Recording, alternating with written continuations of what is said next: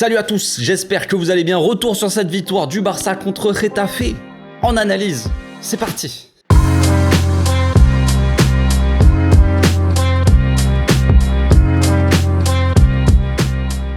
Au passage, n'hésitez pas à vous abonner, liker et commenter. C'est le meilleur moyen de me soutenir et ça fera plaisir à tonton. Le Barça a remporté son match hier soir contre Getafe à domicile pour conforter sa première place. C'est un peu la seule chose qu'on peut retenir de ce match-là. Oui. Évidemment, il y a la masterclass quand même de Ter Stegen qui nous a sorti des arrêts encore une fois décisifs. Mon petit Marc-André, ça... Oh là là, tu nous avais manqué frérot, tu nous avais manqué. Et là, tu remets des cheveux et tu te retrouves à nouveau magnifique. C'est incroyable, c'est magnifique Marco. Donc on est content, on est quand même fiers de toi mon petit Marc-André. On est content. Il transpire, j'ai envie de dire, la confiance. Tu vois, il respire la confiance. On le sent, on le sentais hier soir quand j'ai vu le match. Pour ceux qui n'étaient pas au courant, j'étais au stade. Je suis allé voir ce magnifique match au stade. Je sais, oui, ce n'est pas forcément le match, le meilleur match pour aller se régaler au stade, mais franchement, quand tu vois le match Barça-Getafe au stade, tu te dis que t'as de la chance de le voir au stade, parce que devant la télé, je me serais sûrement endormi. Au stade, voilà, t'es là, il y a l'ambiance, il y a le truc, c'est quand même un peu plus sympa, on va dire, vous le savez bien. Mais quand t'es au stade, et que tu vois le petit Marc-André qui est en face à face avec l'attaquant, tu te dis ça sent quand même pas bon, on va pas se mentir, j'avais un peu les miquettes frère, mais bon, mais tu le vois arriver, tu sens quand même qu'il peut le faire, tu vois. Moi c'est ce que j'ai ressenti, ça s'est passé en 1 millième de seconde quand Pedri fait sa passe, une dinguerie pour l'attaquant en profondeur, enfin, parfaitement. Allez, vas-y frérot, va marquer. Voilà. T'as le gars qui arrive en face à face, il va pour marquer son but quoi, et Ter Stegen il arrive, il sort comme ça, comme un... C'est magnifique, Marc-André, Ter Stegen Prime, enfin c'est magnifique, voilà, c'est magnifique, j'ai juste ça à dire, c'est beau. Donc encore un clean sheet pour Marc-André, avec plusieurs arrêts décisifs, même s'il y en avait pas mal qui étaient hors jeu, tout ça, voilà, mais même le fait de faire les arrêts déjà, ça te met en confiance aussi un gardien, et ça c'est beau, Donc on prend les 3 points, c'est le principal, j'ai envie de dire, c'est le seul vraiment point positif, voilà, comme j'ai dit avec Marc-André, mais bon voilà. C'est vrai qu'on aurait aimé voir un peu plus de buts après la gifle du Classico. Dans le Classico, c'est vrai qu'on s'attendait à avoir un peu plus de jeu, tout ça, on s'est dit ça va se faire, on va se faire plaisir un petit peu, mais on le savait, on en avait parlé, on l'avait vu ensemble dans l'avant-match, les amis, pour ceux qui ont suivi l'avant-match, vous le saviez vous-même, vous avez dit, ah oui, c'est vrai, on le savait, ben ouais frère, je l'avais dit dans l'avant-match les amis, Getafe c'est une équipe qui prend très peu de buts, qui en marque très peu, aussi, mais qui en met très peu. Si je me souviens bien, je crois que j'ai noté, ils mettent 0,89 buts, je crois, par match, donc ils mettent un peu moins d'un but par match, et ils en prennent un peu plus d'un, c'est 1,14 buts en moyenne par match, donc ça ne veut pas dire grand-chose, 1,14 buts, t'as compris, mais ils prennent à peu près un but par match, quoi. Et de temps en temps, ils en mettent un, avec un peu de chance. Donc, le 1-0, le 2-0, il était prévisible, on le savait, je le savais. Quand j'ai fait l'avant-match, je me suis dit, de toute façon, ça, c'est un match, frère. Si on le gagne, si on arrive à percer ce double bus, eh ben, ça sera un petit score, forcément, ça sera un 1-0, un 2-0, tu vois. Donc, on savait qui jouait les contres, on savait qui jouait avec un bloc quand même assez bas, surtout assez compact, pas forcément très très bas non plus, mais très compact, avec une ligne, frère, ils jouaient en 5-4-1, 5 défenseurs, 4 milieux, 1 attaquant. C'était très compact, ce petit bus là, il y avait un double bus, frère, Garoutier devant la surface, ça a été compliqué, on le sait, on n'aime pas jouer contre des blocs très compacts comme ça. Donc c'était pas une surprise que le fait qu'il y ait un petit score, on va dire qu'on ait un peu de mal contre cette équipe. Getafe, ils avaient quand même perdu contre le Real 1-0, mais ils avaient fait match nul contre Bilbao, le Celta Vigo, je crois, Villarreal, bref, vous l'avez compris, ce 1-0, il est pas non plus scandaleux, on savait très bien qu'on allait avoir du mal, surtout en l'absence de Lewandowski, voilà, les attaquants, hein, quand même, frère, c'est compliqué, c'est pas un scandale d'avoir gagné uniquement 1-0, d'avoir eu du mal, mais franchement, quand on voit nos attaquants, c'est assez frustrant, assez frustrant quand même, parce que dans le contenu, franchement, c'était pas fou, on va pas se mentir, moi je suis content du résultat, je suis content, on a gagné 1-0, bon, on a pris les 3 points, on conforte notre première place au classement, c'est cool, fallait mettre la pression sur le Real Madrid, voir si un peu ça marche, ça a pas marché vraiment, mais bon, voilà, le job a été fait, mais en soi, dans le contenu, on peut pas être vraiment satisfait de ce match-là. Les attaquants, c'est très compliqué. C'est un casse-tête ces attaquants. C'est quoi ce truc? On a tenté Rafinha à droite, Rafinha à gauche, Dembélé à droite, à gauche, Rafinha sur le banc. On l'a tenté aussi. Même sur le banc, je suis sûr, il fait des passes en retrait. Non, mais franchement, je sais pas ce que ça a donné depuis la télé, depuis le stade. C'est très, très compliqué. En dessous, Fati, il était perdu sur le terrain. On l'a pas senti très à l'aise dans l'axe, clairement. En plus, dans une défense comme ça, de toute façon, on le sait très bien, les amis. Quand déjà Lewandowski est placé dans une défense comme ça, au milieu d'une défense à 5, il a un peu de mal déjà. Alors que c'est Lewandowski, tu vois. Mais il arrive quand même à s'en sortir, faire des choses parce que c'est Lewandowski, il a les épaules pour, tu vois. Mais Ansu Fati n'a pas les épaules pour faire des choses à lui tout seul, débloquer un match. Donc le problème, c'est quand il est au milieu comme ça d'une forêt de joueurs, j'ai envie de dire, hein, dans un bus, eh ben il se fait comme tout petit garçon dans un bus, il se prend des gifles, frère. Voilà, c'est tout, c'est comme ça. Tu te mets devant le bus, tu prends des gifles. C'est comme ça. On a tous vécu peut-être le collège dans le bus. C'était compliqué. Bah oui. Donc Ansu Fati n'est pas Lewandowski, ça c'est pas une nouveauté, on le savait. Mais bon, c'est compliqué. Ansu Fati, il était perdu. Rafinha, il nous a fait revivre je sais pas, les plus belles années, les plus belles heures de Roberto. Sergi passe en retrait, Roberto. C'était voilà, Rafinha, il a le ballon, il te fait une passe en retrait, elle est magnifique, elle est parfaite ta passe, frère. Mais le problème c'est qu'elle est pour Koundé ou pour Roberto. Au bout d'un moment, il va falloir faire quelque chose, quoi. Donc il a quand même fait une passe décisive, Rafinha, donc c'est bien pour lui, c'est bien pour le match quand même. Ça nous apporte un but, donc c'est bien. Mais franchement, on peut pas être satisfait non plus de son match. Je suis désolé. Dembélé est le seul vraiment qui fait des folies. Alors c'est bien, ça fait le spectacle et tout ça, mais derrière, c'est toujours pareil. Ça n'apporte rien, quoi. Ça n'amène rien de dangereux. La seule chose que je retiens de bien, on va dire, d'une action vraiment dangereuse de la part de Dembélé, c'est la passe parfaite pour Kessié en deuxième mi-temps. Kessié, frérot, tire du gauche. Il revient sur son pied droit, il essaie de frapper, c'était trop tard. Mais pourquoi tu l'emmènes pas de ton pied droit et tu frappes du gauche, frère? Regarde ce qu'a fait Gavi dans le Classico, c'était quasiment la même action. Passe de Lewandowski, qui te la passe.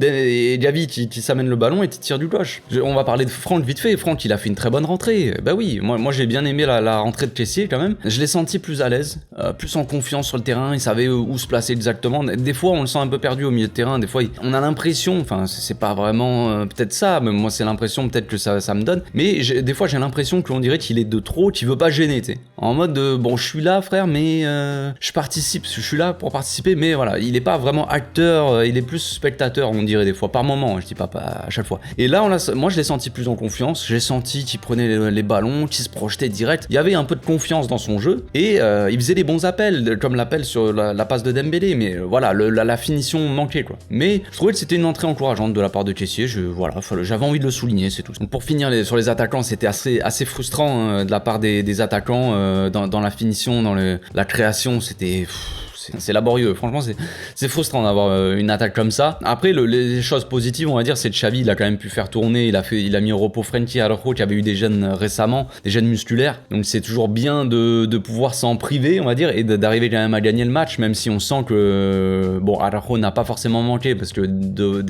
en face c'était pas très dangereux, mais Frenkie il a manqué dans son apport, dans son volume de jeu au milieu, forcément il a manqué.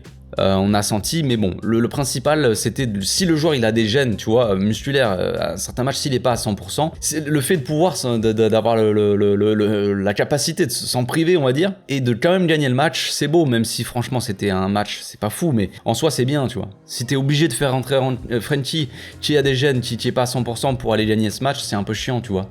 C'est ça aussi, des fois, c'est quand même un truc positif, on va dire. Eric Garcia, il a pu avoir des minutes de jeu aussi, il a plutôt bien joué. Jordi Alba, il est rentré, moi, il m'a déçu. Il a fait 2-3 bons trucs, mais franchement, par rapport à son rôle, quand il est rentré, il était censé apporter autre chose, quoi, et franchement, il m'a déçu. Alonso, ça va. Il a fait une rentrée plutôt correcte. Koundé, je vais repasser en revue vite fait les joueurs. Koundé, il a été pour moi très impérial, en fait, très propre.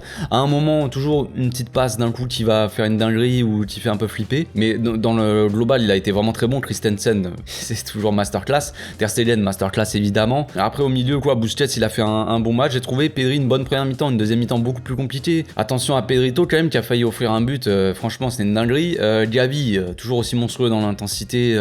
Jusqu'à la dernière minute, il donne sa vie sur le terrain. Et franchement, ça fait toute la différence. Franchement. Quand t'as un mec comme ça qui se jette sur tous les ballons et qui te récupère et tout ça, tu peux pas t'en priver, quoi.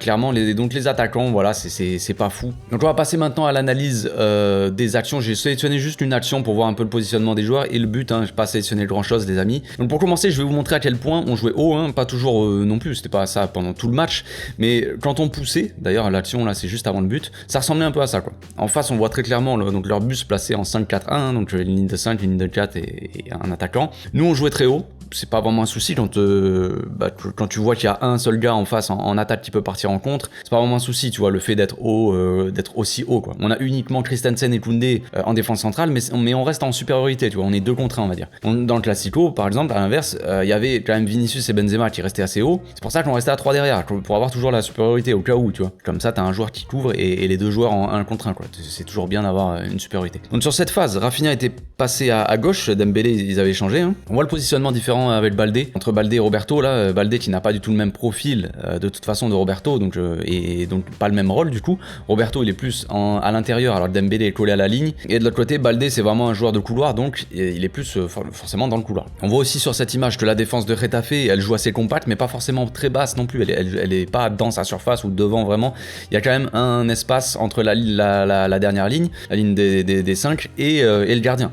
Dans ce cas-là, ce qui est assez intéressant à faire, c'est évidemment énormément d'appels dans le dos de la défense et des gars qui peuvent faire des passes aussi au-dessus de la défense. Quand on voit l'apport négatif de Rafinha à gauche, on peut comprendre que Xavi, du coup, a fait rentrer Alba pour son jeu de passe, souvent intéressant. On le sait que le jeu de passe de Rafinha, généralement, quand il fait des petites balles piquées au-dessus de la défense, il le fait en rentrant dans l'axe depuis la droite. On sait que Dembélé, quand il joue à gauche, du coup, ou même à droite, il colle la ligne. C'est vraiment un joueur de couloir. Donc si tu mets Rafinha qui est plus à l'aise à droite et qu'à gauche tu as Dembélé, ben avec Baldé il se marche un peu dessus, tu vois.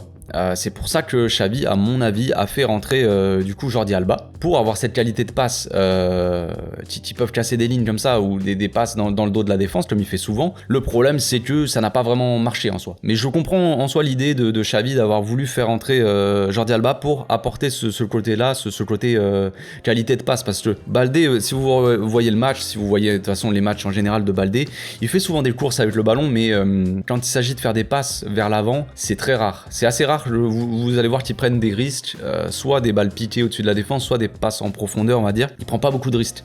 Quand il prend des risques, Baldé, c'est balle au pied, quoi. Et quand il percute, et il a fait quand même quelques petites percussions, j'ai envie de dire, hier, et c'était assez intéressant, mais voilà, faut qu'il améliore son jeu de passe aussi. Sur l'action du 1-0, Getafe, ils ont le ballon, donc ils essaient de ressortir proprement le ballon, de construire leur action, tout ça. On peut souligner quand même le pressing d'Ansu Fati sur l'action qui traverse quand même le terrain et part de droite à gauche, là. Le défenseur de Getafe s'enflamme. Il pensait pouvoir ressortir le ballon proprement, tranquille, il s'est dit vas-y c'est parti.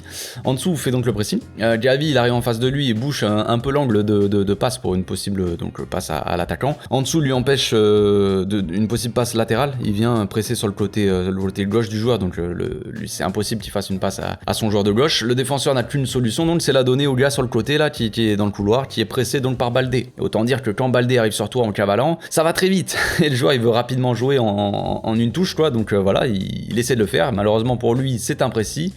Christensen bien placé aussi, lui monte sur l'attaquant et intercepte. Non seulement il intercepte le ballon, mais lance la contre-attaque directement. On voit Rafinha d'ailleurs, qui a lui aussi rapidement compris ce qui allait se passer, et il stoppe sa course. Pour repartir vers l'arrière, quoi. Bref, Christensen, ce génie, non seulement récupère le ballon, mais lance la contre-attaque en une touche et une passe vers l'avant direct. Ça casse des lignes directes, enfin c'est magnifique, voilà. La passe en plus de ça, elle est parfaite et Rafinha est libre vu que le défenseur était sorti du bus, hein, au contraire de l'équipe de France en Afrique du Sud. Mais bon, bref, le défenseur qui restait essaie de couvrir un potentiel centre de Rafinha, mais il est trop loin. Il est loin de Pedri aussi, qui fait l'appel plein axe. La passe est parfaitement enroulée. Pedri se jette pour mettre le seul but de la rencontre et ça fait 1-0. On va passer maintenant aux questions-réponses, les amis. Vous avez été nombreux à me poser des questions. On va essayer de répondre à tout ça en rapide. Je vais essayer de faire ça rapidement. Je vais faire ça en freestyle. Vous avez bien compris le principe. J'ai pas préparé ni les questions ni les réponses, donc je vais essayer de répondre à tout le monde. Mais je vais essayer de faire vite parce que sinon vous me connaissez les gars, ça va durer une plombe. Première question de MP. Qui dit combien tu as payé ta sieste. Beaucoup trop cher. Ensuite Tristan qui dit en dessous n'enchaîne pas 3 bons matchs, inquiétant. Toujours pareil avec Ansu Fati les amis, il rentre en cours de jeu, il est bon, il fait un peu des différences, tout ça, il a moins de pression, le score aussi, tu vois, si on rentre, on gagne 1 ou 2-0, il n'y a pas la pression, tout ça, et il est titulaire, c'est toujours pareil, c'est compliqué pour lui. Après pour moi, Ansu Fati ne peut pas encore assurer dans l'axe seul comme ça, surtout dans une défense à 5, ça joue beaucoup, même si ça peut être une aide sus, tout ça, on en attend forcément toujours plus plus de la part d'Ansu Fati, mais dans une attaque comme ça, avec autant de joueurs comme ça dans l'axe, il est perdu le pauvre. Il était obligé de redescendre, souvent essayer de gratter des ballons, mais ça servait à rien. Il a pas fait grand chose Ansu Fati, il a vraiment pas servi à grand chose. Et puis quand on arrivait à le trouver, j'ai pas sélectionné les actions, mais revoyez un peu la première mi-temps, il y a des fois on avait des circuits de passe où Christensen il essayait de trouver le milieu pour trouver après Ansu Fati en décalage en gros. Pour, par exemple t'as Christensen, le joueur adverse qui arrive en face de lui, derrière le joueur adverse t'as Ansu Fati, et sur le côté t'as Pedri par exemple, qui est seul. Tu vas trouver Pedri, et tu vas trouver Ansu Fati en une touche. Donc t'as réussi à contourner un peu et à casser une ligne comme ça. Sauf qu'après Ansu Fati il en fait rien, il a le ballon, il se balade, il fait une passe sur le côté, c'est bien beau, mais il y a rien, il y a pas vraiment de percée dans l'axe, tu vois. Il peut pas le faire, pour moi encore. Pour l'instant faut qu'il joue sur le côté, faut qu'il ait quelqu'un avec lui qui l'aide dans l'axe, sinon ça marche pas. La frite catalane qui dit on est trop fort, non? Oui, ça va être défensivement on est costaud quand même, je trouve. On a les 3 points, c'est ça le principal. Nordine Moubarit qui dit comment peut-on faire un match aussi deg alors qu'on avait la main mise? C'est toujours pareil, comme je l'ai dit, on a du mal face au bloc comme ça compact, beaucoup de défenseurs, 5-4-1 les amis. C'est pas donné à tout le monde non plus de mettre une rouste à une équipe comme ça, peu importe qui c'est. On le sait, on a du mal contre les équipes comme ça, encore plus sans Lewandowski, tout ça, donc c'était prévisible. Comme je l'avais dit dans l'avant-match les gars, Getafe c'est pas une équipe qui prend beaucoup de buts, donc il fallait pas s'attendre à une fessée. Ensuite on a Victor qui dit bonne première mi-temps, mais on est en droit de demander plus après ce classico. Non ouais je suis d'accord, on est en droit de demander plus. Après les attaquants, comme je l'ai dit, ont été assez frustrants. C'est pas fou quoi, c'est pas fou, on attend un peu plus de différence quoi devant, parce que contre des équipes comme ça, c'est compliqué. Après dans l'axe on va dire du terrain quoi, les seuls qui peuvent essayer de faire des différences c'est Pedri on va dire, soit peut-être par la passe plus Pedri. Après on a Gavi qui a essayé quand même de percer par moment, à essayer de faire des percées dans l'axe, donc on peut souligner ça, mais c'est pas assez. Il y a Gavi, il y a Pedri, Ansu Fati dès qu'il a le ballon, il a passe à quelqu'un où il essaie de s'en débarrasser au plus vite parce que je sais pas, il va pas aller provoquer lui, donc on est obligé de passer par les côtés, et c'est ce que cherche Getafe aussi, nous pousser sur les côtés, et après il bloque. Dembélé c'était à 2 contre 1, et Rafinha de l'autre côté pareil, c'est classique. Ensuite on a Christ qui dit pourquoi Xavi n'a-t-il pas fait sortir Ansu Fati? Je pense parce qu'il jouera pas contre la Real Sociedad, Ansu Fati, il a pas fait sortir, et le problème aussi les amis c'est que on n'avait pas de remplaçant. On a fait quand même sortir Rafinha, on a mis Kessie à la place, on a changé un peu de système, je suis d'accord, mais en soi si Ansu sortait c'était Alarcon qui rentrait, le jeune des juvéniles, c'est compliqué. Je pense qu'il avait pas envie de prendre de risques, Xavi. Il s'est dit je vais pas faire rentrer, si jamais Getafe égalise, qui peut marquer, tu vois, et Ansu a cette qualité quand même de pouvoir marquer, même si franchement on l'a pas du tout vu hier, je suis d'accord, mais voilà, plus peut-être qu'Alarcon, encore jeune, et peut-être la pression, tout ça, tu vois. Donc, je pense que c'est pour ça qu'il a pas fait sortir Ansu ni Dembélé. Il a pas changé, il a changé la défense pour faire tourner, parce que Koundé il a beaucoup joué, Christensen il avait eu une gêne aussi, il a fait sortir Baldé pour, comme je l'ai dit, c'est pour question de profil, question tactique on va dire, donc voilà, mais en soi il avait pas envie de faire tourner trop peut-être. Ensuite on a Greg qui dit animation offensive moyenne, ne penses-tu pas qu'il pensait déjà à la Copa del Rey? Ça c'est possible aussi, hein, on le sait très bien, il y a la Coupe du Roi, alors la Liga est peut-être plus important dans la priorité que la Coupe du Roi, mais ça reste un match contre la Real Sociedad, bah ça reste un match que t'as envie de gagner tout simplement, peu importe. Tu peux prioriser la Liga on va dire, mais quand tu joues Getafe à domicile on va dire, et après bon t'as la Real Sociedad c'est à domicile aussi, mais bon bref, t'as un match comme la Real Sociedad, peut-être que tu pousses pas à fond, peut-être je sais pas. Après c'est toujours pareil, on a du mal contre les blocs comme ça compacts et les blocs assez bas, c'est pas nouveau, ça nous fera du mal toute notre vie j'ai envie de dire, ça nous faisait même du mal les amis quand on avait Messi, Iniesta, Xavi à l'époque, on arrivait quand même à les détruire, mais on avait quand même du mal, c'était compliqué. Regardez les dernières années Guardiola, quand on était tombé contre certaines équipes, l'Inter de Mourinho par exemple, bon on va pas comparer l'Inter de Mourinho avec Getafe, mais c'est des équipes qui jouaient tellement compact, tout ça, on avait du mal de toute façon, même avec le plus grand joueur de tous les temps. Donc là avec des mecs comme on a là actuellement, c'est normal qu'on ait un peu plus de mal. Mais je suis d'accord, l'animation offensive est quand même très moyenne. Question de Joseph ensuite qui dit la défense catastrophique, en dessous que sub et Ter Stegen Impérial. Alors oui et non, hein, en dessous que sub oui, Ter Stegen Impérial oui.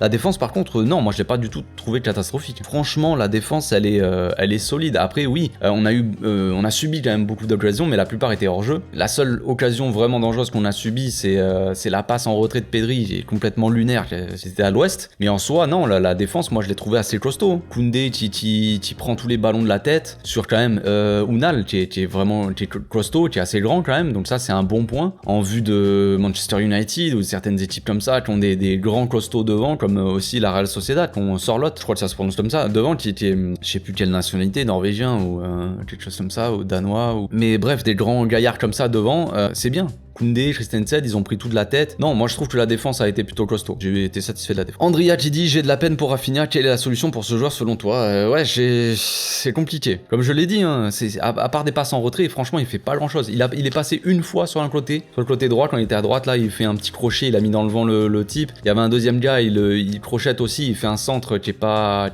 fou, que personne ne reprend. C'était un peu trop long pour en dessous. Mais à part ça, bon, après, il y a sa passe décisive aussi. Mais la qualité de passe de Rafinha, j'ai aucun doute sur sa qualité de passe. Ça, c'est clair. Quand il est en bonne position pour faire un centre, généralement, il va faire un bon centre, tu vois. On l'a déjà vu depuis le début de la saison, c'est pas nouveau. Mais c'est vrai que c'est pas fou, quoi. C'est pas fou. Franchement, ce qui m'énerve, c'est quand il a le ballon, il fait le contrôle avec la semelle, là, il met le pied sur le ballon, il est comme ça, genre. Et il fait sa passe en retrait, frère. C'est bon. Ah, tes bêtises. Ça fait genre, les gars, genre, et tu fais une passe en retrait, frère. Le problème, c'est qu'il tente rien, tu vois. On peut critiquer Ferran Torres, qui est catastrophique, qui loupe tout ce qu'il fait, mais au moins il essaye d'aller vers l'avant. Et le problème de Rafinha, pour moi, c'est qu'il essaye pas assez aussi d'aller vers l'avant. Tu peux perdre des ballons. Regarde Dembélé, il perd énormément de ballons, mais c'est pas un problème. Parce qu'au moins il essaye, tu vois, on va dire. Même si c'est chiant qu'il perde des ballons, tout ça, qu'on attendrait un peu plus d'action réussie de la part de Dembélé, un peu plus de finition. Finition, quand je dis finition, d'efficacité, on va dire, dans la passe ou dans la frappe, quoi. Mais au moins il essaye, il tente. Rafinha, j'ai l'impression il essaye très rarement quand même. Dès qu'il a le ballon, il prend la solution la plus facile. Soit une passe entre les lignes au milieu, là, pour Busquets par exemple, il la remet dans l'axe, soit une passe en retrait, quoi. La plupart du temps, c'est ça. Franchement, c'est triste. La solution, franchement, j'en ai pas. Il faut que le mec reprenne confiance, quoi, mais pour ça, il faut faire des bons matchs, quoi. C'est le même problème qu'avec Ansu Fati et Ferran Torres. C'est que les mecs, s'ils arrivent pas à se remettre en confiance eux-mêmes, après, oui, c'est au travail, c'est au staff technique d'essayer de les mettre en confiance dans les meilleures conditions, on va dire, mais le mec, il peut pas faire le taf à sa place non plus, et reprendre confiance comme ça, du jour au lendemain, c'est compliqué. Question de Van Gogh ensuite, qui dit: Frenkie était blessé, il aurait fait du bien au milieu. Il aurait fait du bien au milieu, oui, mais il avait des gènes, comme je l'ai dit tout à l'heure, donc c'était prévisible. Moi, dans l'avant-match, je l'avais dit que Frenkie était sorti avec des gènes. On m'avait dit qu'il fallait quand même le mettre, mais je pense pas que ça soit le meilleur moment de prendre des risques en termes des joueurs, quoi, des blessures. On a suffisamment compris le fait de prendre des risques avec les blessés en début de saison. Des mecs qui sont restés blessés pendant des mois, et ça nous a complètement plombé en fait notre saison, quasiment, en tout cas en Ligue des Champions déjà. Je suis quasiment, de toute façon, je suis persuadé que si on avait eu une vraie défense, la Ligue des Champions, on y serait toujours. Mais ça, c'est voilà, on peut pas refaire l'histoire. Mais voilà, je préfère pas prendre de risques en fait. Mais Frenkie aurait fait du bien, ça c'est clair. Mais s'il est pas à 100% et qu'il y a un risque, je préfère pas mettre Frenkie contre Retafe, frère, galérer un petit peu, et qu'il soit à 100% par exemple contre la Real Sociedad. Moi je signe tout de suite. Y a pas, moi je me pose même pas de questions sur ça. Ensuite on a Naric qui dit: qui conseille Xavi sur les changements, c'est inquiétant. Pour le coup je trouve pas que les changements étaient catastrophiques en soi. Peut-être que tu parles de Baldé et Jordi Alba. En soi comme j'ai dit, hein, le changement est compréhensible. Ça n'a pas marché par contre, mais c'est compréhensible en termes de profil. Tu te dis Baldé il va percuter sur tu te dis que Rafinha à gauche il est quasiment inutile, à part sa passe où il était complètement seul, bon voilà, mais quand il y a des mecs en face de lui, il est inutile à gauche, il joue mieux à droite. Tu le mets à droite. Dembélé tu le mets à gauche, il colle le couloir, il est dans le couloir, quoi, il colle la ligne. Baldé il est pareil, donc les deux se marchent dessus. C'est très rare que Baldé arrive à dédoubler tout ça et que Dembélé lui fasse la passe. Il y a pas de jeu entre les deux. Donc en fait, tu te dis pour essayer au moins d'avoir Jordi Alba qui a quand même une très bonne qualité de passe, les gars, dans le dos de la défense, généralement on le voit, il fait des petites passes comme ça en profondeur dans le dos de la défense. C'est arrivé plein de fois la saison dernière, c'est arrivé tout le temps de toute façon, mais c'est arrivé plein de fois la saison dernière, ça arrivé plein de fois cette saison. Donc c'est compréhensible en soi qu'il veuille faire rentrer Jordi Alba pour sa qualité de passe. Le problème c'est que Jordi Alba rentre et que c'est pas fou. Après il a fait une magnifique passe pour Ansu Fati a bégayé dans la surface, c'est compliqué. Mais en soi sinon le changement, Kessie a fait une bonne rentrée, Alonso a fait une bonne rentrée, Garcia à la mi-temps a fait une bonne rentrée, un bon match. J'ai rien à redire sur les changements pour le coup, pour ce match-là. Ensuite on a El Cineo qui dit: déçu du contenu, c'est frustrant, pas de rythme malgré le turnover à la coupe. Ouais, c'est décevant dans le rythme, ouais, dans l'intensité qu'on a mise, c'est assez décevant effectivement. Dembélé a pu se reposer, Rafinha, bon il avait joué en coupe je crois quand même, mais bon il joue pas non plus énormément. Ansu Fati pareil, on le préserve un peu, on le fait jouer, on le fait rentrer souvent, voilà. Normalement il a le jus pour y aller, quoi. mais non. C'est les mecs qui jouent le plus, qui sont le mieux en fait, qui se montrent le plus quoi, comme Pedri, comme Gavi. Gavi, le mec, tu vois, il a beau jouer tous les matchs, toujours pareil quoi. Donc ouais, c'est assez frustrant, ouais. C'est le titre peut-être de la vidéo, j'en sais rien, mais c'est assez frustrant. Olivier qui dit « Hola frérot, on a eu une dépendance offensive de Pedri et Gavi. Force à toi. Merci pour la force, frérot.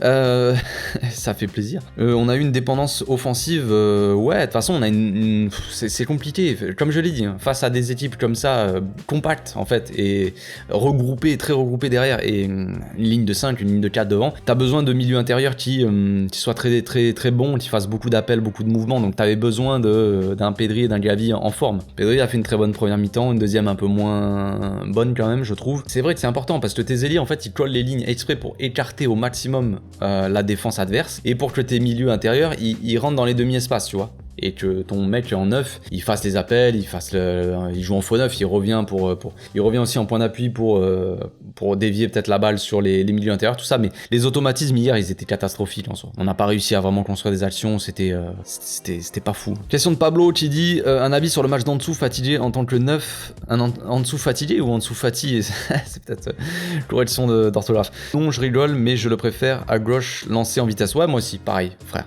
pareil. De toute façon, comme je l'ai dit tout à l'heure, hein, je me répète, mais Ansu Fati, seul en neuf comme ça, déjà, il a pas peut-être encore les épaules, mais il a encore moins les épaules quand t'as une équipe qui joue à 5 derrière. T'as 3 gars dans l'axe en fait. Il y a trop de joueurs sur lui, il est perdu, il a pas les épaules pour tenir avec autant de joueurs. Donc oui, je le préfère lancer un peu sur la gauche, et la plupart du temps, quand Ansu Fati faisait des bonnes actions un peu, c'est quand il était légèrement sur la gauche et qu'il rentrait un peu dans l'axe. C'est le seul moment où on l'a senti un peu plus flex quoi, tu vois, mais c'est tout. Nordine Moubarid qui dit Alves nous manque terriblement pour motiver les joueurs du banc et le groupe. Ouais, c'est vrai, mais bon, là en ce moment, Alves, frérot, c'est pas trop le moment d'en parler. Je vais pas parler de l'histoire et tout, c'est pas vraiment le sujet, mais grosse déception. Et encore le mot est faible. Ensuite, on a Ousseï. Pourquoi Xavi ne fait pas jouer De Jong? Bah, comme je l'ai dit tout à l'heure, gêne musculaire, donc pas de risque pris pour De Jong ni pour Araujo. Pareil, il n'y avait pas vraiment besoin d'eux en soi.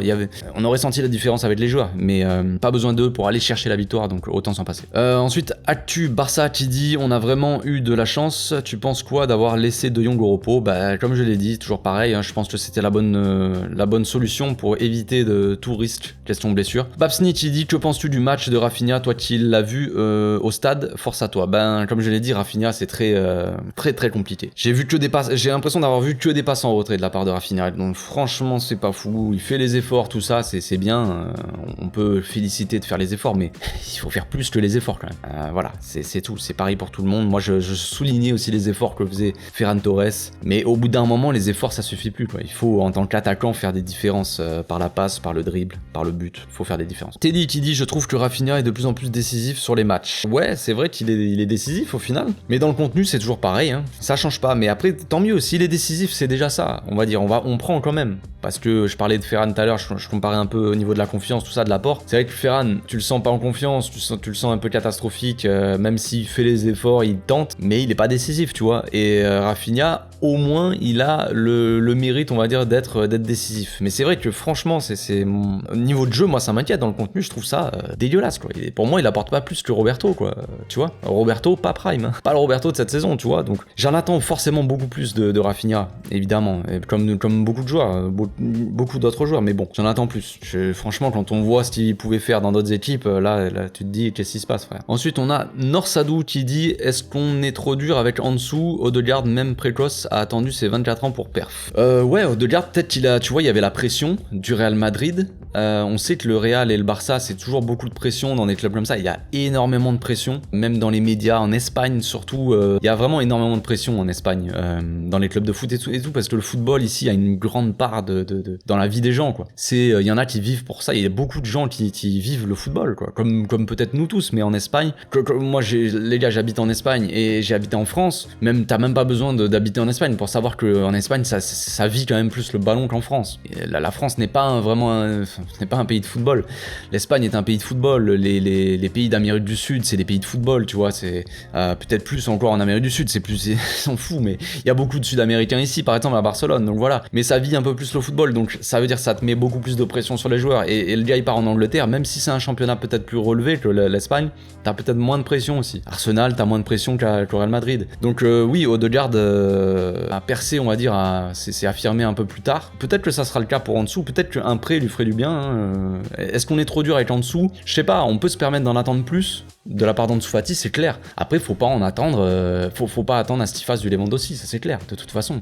Surtout, en fait, il faut prendre en compte le contexte, la situation, clairement. Tu sors du truc du contexte, tu dis Ansu Fati, tu regardes ses actions quand il a démarré avec le Barça, il a démarré avec Suarez et Messi en attaque. Tu te dis, bah j'attends le Ansu Fati d'avant, tu vois, mais avant il avait moins la pression, il commence, tu vois. T'as pas la même pression quand tu sors de la Masia et tu dois prouver des choses, et t'as l'insouciance, on va dire, de la jeunesse, t'es jeune, tu commences, t'as 16 ans, tu réfléchis pas, t'y vas, quoi. T'as à côté de toi, t'as Messi, t'as Suarez, t'es comme dans un rêve, tu réfléchis pas, t'y vas, quoi. Là maintenant, il a le numéro 10, pour moi, c'est pas une question de numéro, il y a plein de gens qui parlent de numéro et tout ça, mais pour moi, ça n'a aucun... Quand tu joues sur le terrain, t'es pas en train de penser, attends, j'ai le numéro 10, ah ouais, c'est vrai, merde. Non, t'en fous, t'es sur le terrain, tu fais un mauvais match, tu fais un mauvais match. Le principal, c'est le contenu dans le match. Tu loupes un contrôle, tu vas perdre un peu en confiance. Tu loupes une première passe, tu vas perdre la confiance. Tu fais un tir, tu loupes un tapin, genre t'étais face au cage, tu tires au-dessus. Là, tu commences à douter, tu vois. Mais c'est pas ton numéro dans ton dos, tu l'auras pas tous les 2 secondes. Ah oui, j'ai le numéro 10, ça ouais, la pression. Ça, c'est une pression au début, tu vois. Après, au bout d'un moment,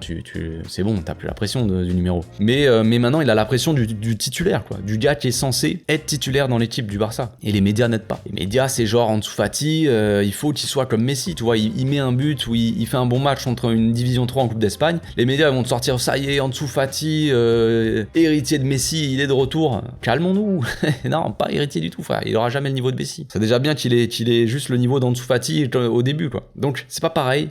T'as pas la même pression quand t'es censé être titulaire et porter, on va dire, plus ou moins l'équipe. Quand t'arrives et que t'as Messi à côté de Suarez qui sont censés, eux, prendre la pression et toi, tu profites. Dernière question de Nils Dortmann qui dit Retafe, c'est le nouveau Flexibus. En fait, ouais, c'est exactement ça. Hein. Après, c'était prévisible, les gars. Retafe, c'est un bon vieux bus. On le savait, on en avait parlé dans l'avant-match. Donc voilà, c'est le mot de la fin, c'est ça. Je pense que je vais finir là-dessus. C'est que on attend toujours plus dans le contenu, évidemment, on attend plus, mais ça manque d'automatisme devant. Ça, c'est clair que voilà. Je pense qu'on joue beaucoup mieux quand on joue avec 4 milieux, Frenkie, Busquets par exemple au double pivot, ou même Frenkie Kessié, ça peut marcher aussi à mon avis. Peut-être moins en qualité de passe tout ça, mais ça peut quand même marcher contre Retafe par exemple. Avec un Gavi en faux ailier qui rentre dans l'axe ou un Pedri en faux ailier qui rentre dans l'axe, ça va être donc un milieu à 4, Frenkie Busquets ou Frenkie Kessié, Pedri Gavi au milieu mais plus proche de la surface on va dire, avec un Baldé qui monte en attaque, voilà, ça marcherait bien comme ça je pense, mais je pense qu'on aurait plus de maîtrise aussi, mais de toute façon on a toujours du mal contre les blocs bas les gars, et